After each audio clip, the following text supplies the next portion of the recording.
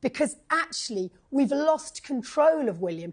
Whether he had a valid reason or not for turning up at We're the not chapel... questioning that he had a valid reason, no, sure. but the point... This is Godfather. He was actually reading a lesson at the memorial. I hear that. But he can do what he likes and you guys have not criticised one step that any of them have made, with the exception of the Australian football final, which, by the way, was predictable. You have not criticised one step. He's untouchable. You've created someone who's untouchable. William has been criticised repeatedly, as has Catherine. Many times. It's complete fantasy. Welcome to Celebrity Scoop, your prime source for all things royal and celebrity.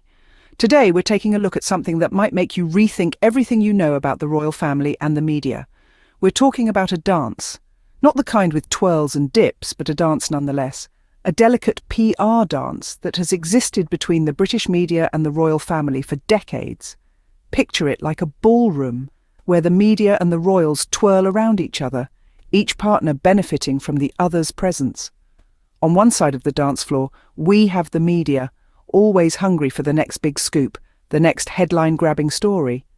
And who better to provide those stories than the royal family? Their every move, every word, every outfit is scrutinised, analysed and turned into front-page news. On the other side, we have the royal family, an institution that's been around for centuries, surviving wars, scandals and changes in society. But how have they managed to stay relevant in an age where attention spans are shorter than ever? The answer is simple. The media. As long as the royals provide the scoops, the media keeps them in the public eye, maintaining their relevance in a rapidly changing world. But this isn't a one-sided arrangement. The media doesn't just take, it also gives. In return for the scoops, the media paints the royals in a certain light, a light that's often flattering, protecting them from harsh criticism and keeping their image polished and pristine. And so, this dance continues, a mutually beneficial waltz that's been choreographed over decades. But what happens when one partner decides to change the steps? What happens when the smooth rhythm is disrupted? Well, that's exactly what we're here to discuss. Because according to Tessa Dunlop, a royal commentator who's usually a staunch defender of the palace, it seems like Prince William is changing the rhythm of this dance. But it seems like this comfortable dance may be changing its rhythm. Recently, during a debate on Piers Morgan's show, something rather unexpected happened.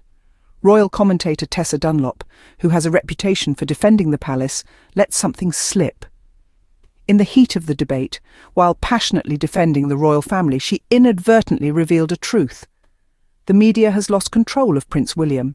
Now let's take a moment to unpack that. Lost control? Those are not words one idly tosses into a conversation.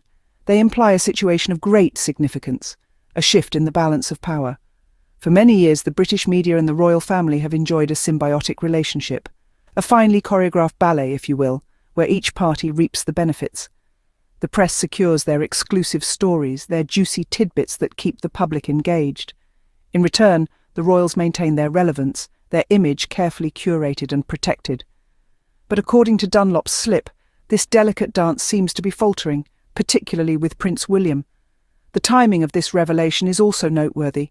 William has been noticeably absent from major royal duties, evading events and shying away from the prying lenses of cameras. All the while, the palace's public relations machinery has been working overtime to compensate. The same media that once nurtured him, providing a buffer from public scrutiny, is now growing restless. And why is that?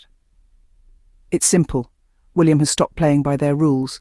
In essence, Tessa Dunlop's slip paints a picture of a media in a state of distress. Without their customary access, without the leaks and photo opportunities, they can no longer steer the narrative. And that, for the British press, is a chilling prospect. Her comments have exposed the true extent of the media's dependence on the royals, and how precarious this relationship can become when one party decides to stop playing ball. So we're left pondering not just what's happening with Prince William, but also, what else has the media been manipulating all along? This phrase, lost control, it's not something you just casually mention, is it? Now let's delve into why this loss of control could be causing waves in royal circles. Let's talk about the elephant in the room, Prince William's behaviour. It seems to be shifting, and not in a way that sits well with the media. The prince, who was once the golden boy of the royal family, always ready to smile for the cameras and share a few words with the press, has been noticeably absconding from the limelight. He's been skipping major royal duties, ducking out of events and avoiding the cameras. And this is happening while the palace's PR machine is working overtime to cover for him. But the media is growing increasingly frustrated. Why? The answer is simple. He's not playing their game anymore. The once harmonious dance between the prince and the press seems to be faltering. The media, who were once his allies, ensuring his image remained polished and untouched, are now left scrambling. Without the prince's cooperation, the press is losing its ability to shape the narrative. This loss of control is more than just a hiccup in the royal media relationship. It's a sign of a much deeper issue. Tessa Dunlop's slip of the tongue has inadvertently shone a light on the fragile symbiosis between the royals and the media, a symbiosis that is now being threatened because one party has decided to step out of line. Prince William seems to be redefining his relationship with the press, and this change is causing ripples throughout royal circles and beyond. It appears that the prince is breaking away from the traditional royal media dance, and this rebellion is causing a great deal of tension. The question now is, how will this shift in dynamics affect the relationship between the press and the royal family moving forward? And more importantly, what does this mean for the prince himself? It seems like the prince is not interested in playing the media's game anymore. And this newfound autonomy could be a game changer in the world of royal reporting. So, what happens when the media loses its grip on the narrative? Well, that's where we are now. The media's panic is palpable. It's like watching a puppeteer suddenly lose the strings. Without the usual leaks, access and photo ops, they're finding it harder and harder to shape the narrative around Prince William. And that's causing quite a stir. You see, for years the media has been accustomed to having a front-row seat to the royal spectacle. They had the power to focus the spotlight, to decide what gets seen and what gets swept under the rug. That power, that control, was a crucial part of their relationship with the royal family. But now, it's slipping away. The silence from the palace, the lack of photo ops, the absence of leaks, it's all adding up to a media machine that's running on fumes. And the more they scramble, the more desperate they become, the more evident their panic becomes. This isn't just about losing a few headlines, this is about losing a source of power. Without their usual sources, the narrative is becoming harder to control. The stories are becoming harder to spin, and that's a very uncomfortable place for the media to be.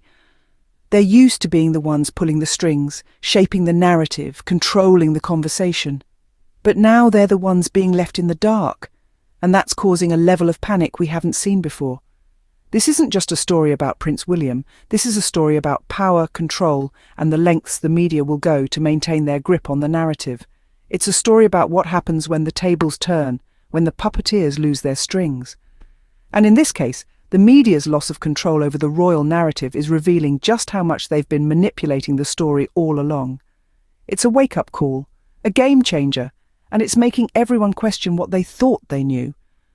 Without their usual sources, the media is finding it hard to keep control of the royal narrative. But this isn't just about what's happening with Prince William right now. It's about something much larger, something that can shake the very foundation of the relationship between the media and the royal family. You see, for years the media has had a certain level of control over the narrative surrounding the royals. They decide which stories make the headlines, which scandals are swept under the rug, and which faces grace the glossy covers of tabloids. It's a dance, a finely choreographed performance where both parties know their steps. And it's worked until now, because now we're seeing cracks in this well-oiled machine.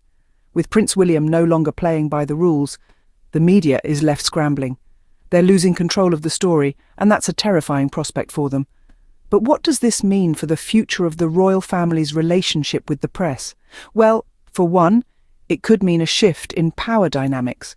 If the royals no longer feel the need to play along with the media's narrative, they could start to take control of their own stories.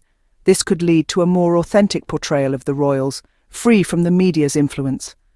But it could also lead to a more contentious relationship between the two parties. And this raises another important question. If the media has been controlling the narrative about the royal family for so long, what else have they been controlling? What other stories have been skewed or manipulated to fit a certain agenda? The implications of this are far-reaching, shaking our trust in the stories we consume every day. So it's not just about what's going on with Prince William. It's also about what else have they been controlling all along? This is a question we all need to ponder as we watch this royal media dance continue to evolve. Because, as we've seen, when one partner changes their steps, the whole dance can fall apart.